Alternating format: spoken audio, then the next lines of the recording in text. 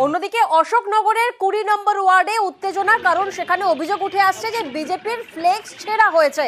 CPIM এর বিরুদ্ধে flakes ছেঁড়ার অভিযোগ যদিও অস্বীকার করেছে সিপিআইএম, কিন্তু যে ছবি আপনাদেরকে দেখাচ্ছি বিজেপির ফ্লেক্স ছেঁড়া নিয়ে অভিযোগ সিপিআইএম এর বিরুদ্ধে, এবং এই ঘটনা নিয়ে রীতিমতো উত্তেজনা ছড়ায় এলাকায়। অশোকনগরের 20 নম্বর ওয়ার্ডের ঘটনা।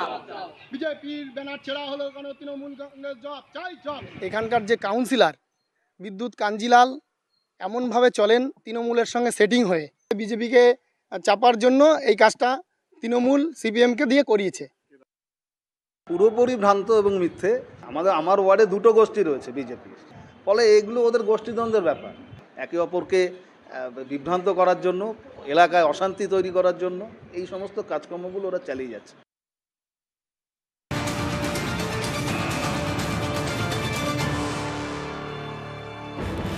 মালদার দিকে নজর রাখবো। মালদার রতুয়ায় ভয়াবহ অগ্নিকাণ্ড, ভস্মীভূত হয়েছে 50টিরও বেশি বাড়ি এবং অগ্নিদগ্ধ হয়ে একজন বৃদ্ধার মৃত্যু হয়েছে বলে জানা যাচ্ছে। শর্ট সার্কিট থেকে আগুন বলে প্রাথমিক অনুমান।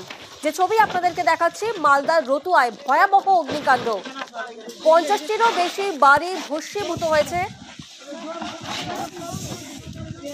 প্রতিনিধি সেবক এই মুহূর্তে আমাদের সঙ্গে রয়েছেন। সেবক, তোমার থেকে জানার চেষ্টা করবো যে 50টিরও বেশি বাড়ি ভস্মীভূত হয়ে গেছে, সেক্ষেত্রে আগুন কি সম্পূর্ণভাবে নিয়ন্ত্রণে আনা সম্ভব হয়েছিল?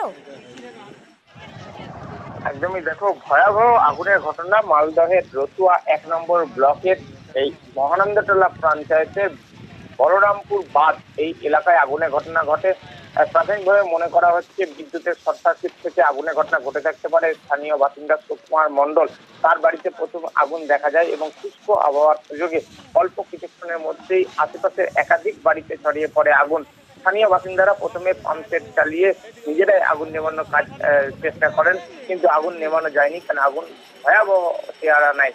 চাঁচল থেকে দমকল বাহিনী পৌঁছানোর আগেই অধিকাংশ বাড়িঘর পুড়ে ছাই হয়ে যায়। কার্যত চোখের সামনে লক্ষ লক্ষ টাকার সামগ্রী পুড়ে যায়। শুধু তাই নয়, প্রথম যে বাড়িতে আগুনের ঘটনা ঘটেছিল সুকুমার মণ্ডল, তার পিসি বছর 70-এর বিনাপানি মণ্ডল, তিনি কিন্তু অগ্নিদগ্ধ হয়ে ঘটনাস্থলেই মৃত্যু হন। তিনি বিশেষ চাহিদা সম্পন্ন ব্যক্তি ছিলেন।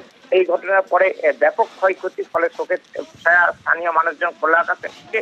সেদিকে আজকে প্রচারে এসেছিলেন অভিষেক বন্দ্যোপাধ্যায়, তিনি তখন আগুনের ঘটনা জানেন। তারপরেই তার নির্দেশে জেলা তৃণমূলের নেতৃত্ব ঘটনাস্থলে যায় এবং রাতের মধ্যেই এলাকায় প্রশাসনিকভাবে ত্রাণ ও শুকনো খাবার পৌঁছানোর ব্যবস্থা বোঝাই যাচ্ছে।